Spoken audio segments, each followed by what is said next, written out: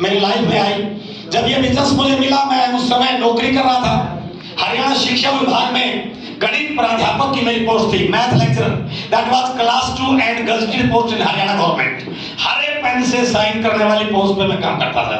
Hello, कई लोगों को लगता है कि ये काम शायद उन लोगों का है जिनके पास कोई काम नहीं होता, लेकिन उसके साथ साथ मैं मेरे शहर का मैथमेटिक्स का एक बहुत बड़ा कोचिंग इंस्टीट्यूट चला रहा था। 6 बैच में कोचिंग के लेता था। अच्छे प्रोफाइल के बच्चे मेरे कोचिंग सेंटर में आते थे। जितने इंडिया के जितने भी बड़े बड़े कॉम्पिटिटिव एग्जाम हैं, उन कॉम्पिटिटिव एग्जाम में मेरी कोचिंग सेंटर के बच्चे कम्पीट करते थे और क्वालिफाई करते थे। मुझे लग रहा था कि जिंदगी में जो चाहिए वो मिल चुका है। कई बार वो होता है ना, ऊंट को लगता है कि शायद तेरे से ऊंचा इस दुनिया में बड़ा कोई भी, लेकिन जब उस ऊंट को पहाड़ के नीचे से निकाले और वो देखे ऊपर, तो उसकी गलतफहमी दूर हो जाती है। तो इस प्रकार की गलतफहमी मुझे भी थी। अच्छी नौकरी है, अच्छी क्वालिफिकेशन है, अच्छे लोग जानते हैं, अच्छा पैसा आता है, लेकिन जब इस बिजनेस में आया तब वो गलतफहमी दूर हुई कि दुनिया में इससे भी कई बड़े बड़े काम हैं जो करने से जिंदगी बदल सकती है। हेलो, मैं बहुत लकी हूं कि मैं ऐसे व्यक्ति के पड़ोस में रहता था जिन्होंने हरियाणा में जींद में इस बिजनेस की शुरुआत की, और वो मेरे घर के बगल में रहते। मेरा हाउस नंबर 2700 होता था और उनका हाउस नंबर 2701। आज वो नेटवर्क मार्केटिंग के बहुत बड़ी personality, my sponsor the great leader diamond of आर्चम डॉक्टर सुरेंद्र वत्सल जोड़ा। हमारे घर के बीच में मात्र 9 इंच की दीवार थी। वत्सल ने बिजनेस को शुरू किया और बिजनेस को शुरू करने के बाद उन्होंने अपने जानकार लोगों की एक लिस्ट बनाई, जिन जिन लोगों को वो जानते थे। मैं बहुत लकी हूं कि उन्होंने उस लिस्ट में मेरा नाम भी लिखा। हेलो, वो ये सोच सकते थे यार ये बंदा नौकरी कर रहा है, इतना बड़ा कोचिंग सेंटर है, 14 घंटे रोज काम करता है, इसका लिस्ट में नाम लिखने से क्या फायदा है, क्योंकि ये करने वाला। अक्सर बहुत सारे लोग ऐसा सोचते। इसलिए पहला मैसेज है, आप जिन जिन को जानते हैं उनका नाम आप लिस्ट में लिखिए। वो करेगा या नहीं करेगा ये आपके हाथ में नहीं है, ये ऊपर वाले के हाथ में है।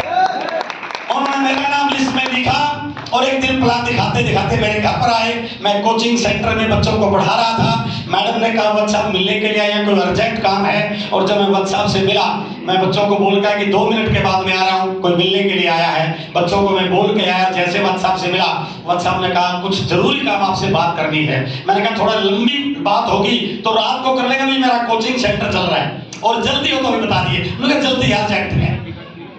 हम बैठ के सोफे पे ड्राइंग रूम में, और वत्सल ने कॉपी निकाली और पेन निकाला, और यही हमारा बिजनेस है सर। हेलो, जिसका कोई दुकान ही करनी है, गोले बनाने से चल जाता है सर। लेकिन जब गोले बनाने शुरू होते हैं तभी सामने वाला समझ जाता है कि मामला कुछ हो रहा है। हेलो, मैं भी समझ गया कि मामला कुछ हो रहा है। 2 मिनट का काम तो नहीं है। कुछ ये कहेंगे, कुछ मैं कहूंगा, कुछ ये बताएंगे, कुछ मैं पूछूंगा। ये काम 1 आधा घंटा तो चलेगा। हेलो, यदि 1 आधा घंटा चला तो कोचिंग का बैच ये तो खराब होगा ही होगा, अगले बैच के जो बच्चे वेट कर रहे हैं वो भी खराब हो जाएगा। मैं बहुत समझदार हूं सर, आप भी होंगे ना। इस दुनिया में हर व्यक्ति बहुत समझदार होता है। मुझे लगा ये पूरी कहानी नुकसान कर देगी। मैंने वत्सल का हाथ पकड़ा, पूरे गोले बनाने भी नहीं दिए। हेलो, और मैंने कहा सर मैं समझ गया काम बहुत जोरदार है, मुझे करना चाहिए। करने के लिए नहीं सर, अपना टाइम बचाने के लिए। मन में डर था कि हाँ तो कह दी, कभी कोई बहुत बड़े पैसे में इसकी बात तो नहीं, क्योंकि इस तरह की चीजों में लाखों रुपए की बात होती है, इतना लगेगा इतना हो जाएगा, लेकिन बोल तो दिया। तो मैंने पूछा सर करना क्या इस काम के लिए? उनका कुछ नहीं, सिर्फ 5 मिनट लेनी है। वत्सल बहुत बड़े लीडर हैं, उन्होंने पूरी बात समझाई नहीं। हमारा काम समझाना नहीं होता सर, शुरू होता है just to sponsor that prospect. Hello, वो समझ के मान जाए या बिना समझे मान जाए, वहां से बिजनेस शुरू नहीं होता है, वहां से सिर्फ आपकी आईडी लगती है। हेलो, बिजनेस की शुरुआत तो उस व्यक्ति को इस प्रकार के सेमिनार में लाने से होती है। और वत्सल ने कहा कुछ नहीं करना, सिर्फ 5 पैंट लेनी है। तो मैंने कहा कितने की आएगी? मुझे 1500 रुपए। सांस आराम से लीजिए। 1500 रुपए में पीछा छोड़ जाए तो इससे आसान काम कोई है नहीं है। पड़ोसी नाराज होने से बच जाए सर 1500 रुपए, और 5 पैंट मिल रही है। अच्छी होंगी तो पहन लेंगे, अच्छी नहीं होगी लेने देने में काम आ जाएंगे। है ना, कोई बड़ा लॉस नहीं है। तो मैंने 1500 रुपए निकाले, व्हाट्सएप को दिया और व्हाट्सएप को बोला क्या करना है, उनके फॉर्म भरना है। तो फिर भी मैडम का नाम भर दिया, क्योंकि मैं तो नौकरी वाला व्यक्ति था ना, मैडम खाली थी, हाउस वाइफ थी वो। मैडम के नाम फॉर्म भर दिया, 1500 रुपए दे दी, व्हाट्सएप एक गत्ते का डिब्बा छोड़ दिए, 5 मिनट को अपने घर और मैं अपने घर, बिजनेस शुरू। व्हाट्सएप का मेरा नहीं, मैं तो करना ही नहीं था। कुछ समय के बाद एक संडे का दिन मीटिंग होती है, मैं संडे को कोचिंग सेंटर में रखता था, और उस मीटिंग के चीफ गेस्ट थे आदरणीय ओपी शर्मा जी, रवि सर के फादर। सुबह सुबह व्हाट्सएप मेरे घर पे आते हैं, बैल बजाते हैं, और सबसे पहला सवाल होता है आज का क्या प्रोग्राम है। तो मैंने कहा सर संडे आप तो खाली है, संडे का दिन मेरा कोचिंग सेंटर नहीं होता, आज बच्चों के साथ होमवर्क चेक कर लेंगे, एक आधी फिल्म देख लेंगे, बाजार में कुछ का वो कर लेंगे, जो भी पेंडिंग काम वीक के होते हैं वो कर लेंगे। उन्होंने कहा फिर तो बहुत अच्छा, आज एक बहुत बड़ी सेमिनार है। वो जो बिजनेस शुरू किया था, मैंने कहा सर मैंने तो कोई बिजनेस शुरू नहीं किया, मैं तो नौकरी करने वाला व्यक्ति हूँ।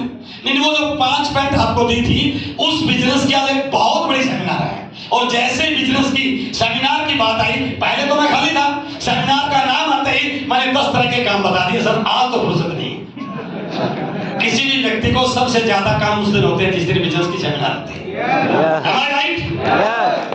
मैंने कहा सर आज नहीं, फिर कभी देखेंगे। मैंने कहा नहीं, एक नहीं चली, मैंने बहुत सारे तर्क दिए, एक बात को उन्होंने स्वीकार नहीं किया, और लास्ट वो मुझे उस सेमिनार में उठा कर ले गए। ध्यान रखना इस बात का, बुलाकर नहीं, है ना।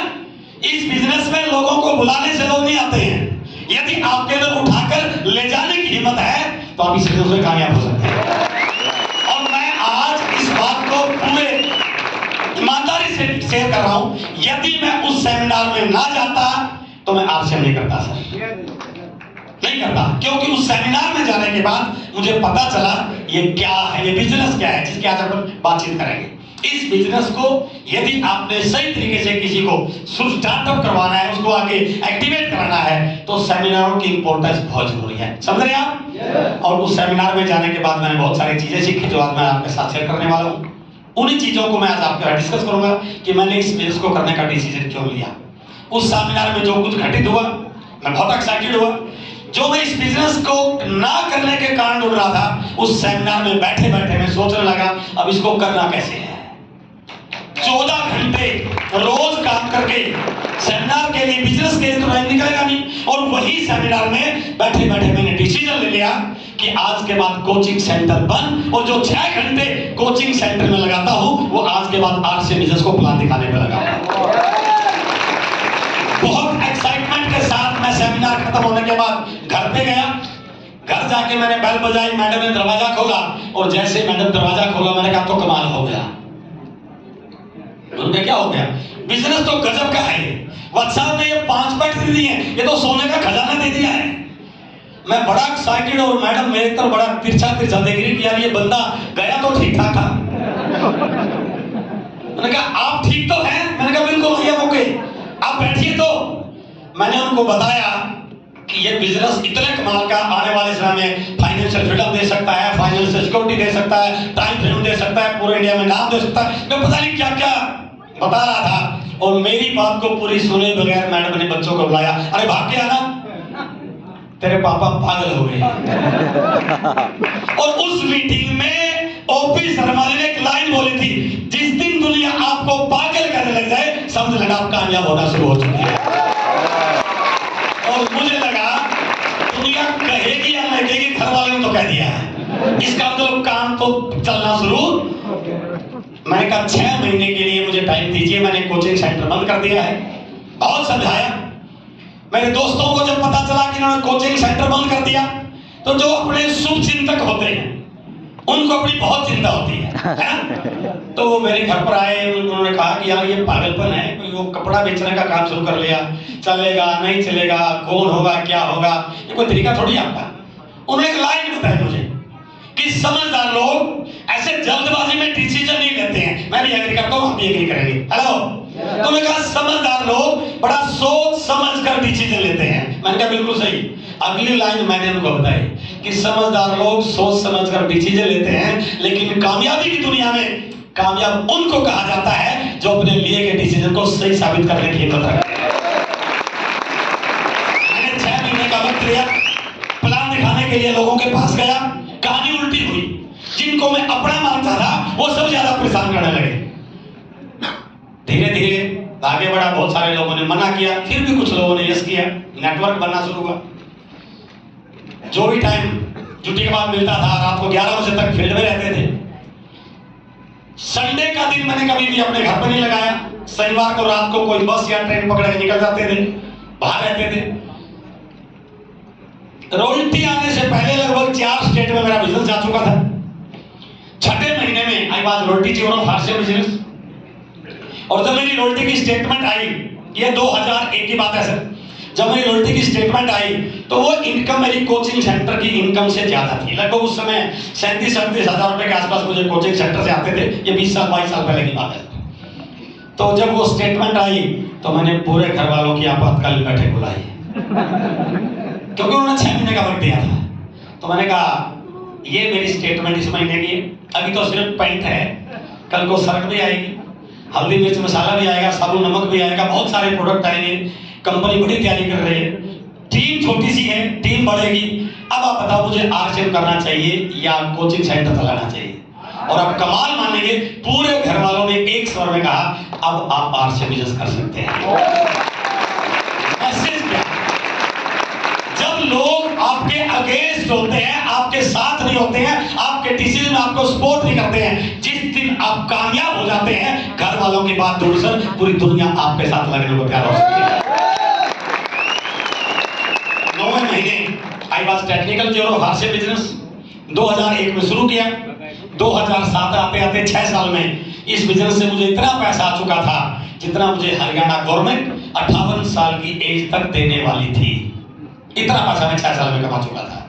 जब इतना पैसा आ गया फिर नौकरी काहे कर रही थी? 2007 में नौकरी को छोड़ दिया। Now I am doing full time RCM business. ये कहानी में इसलिए बता रहा हूं क्योंकि उस दौर में, आज के दौर में जमीन और आसमान का अंतर है। उसमें डायरेक्ट सेलिंग कहीं भी व्हाइट पेपर पर नहीं था, डायरेक्ट सेलिंग के बारे में अवेयरनेस नहीं थी, इंडिया गवर्नमेंट की इस इंडस्ट्री के बारे में किसी सोच का पता नहीं था। आज चीजें बदल चुकी हैं, मैं आपके साथ शेयर करने वाला हूं। मेरा कहने का भाव है जो काम मैं 20 साल में कर पाया, यदि आप सीरियसली इस बिजनेस को सीख जाते हैं तो मेरे से बड़ा काम आप अगले 3 साल में कर सकते हैं। आप मोहल्ला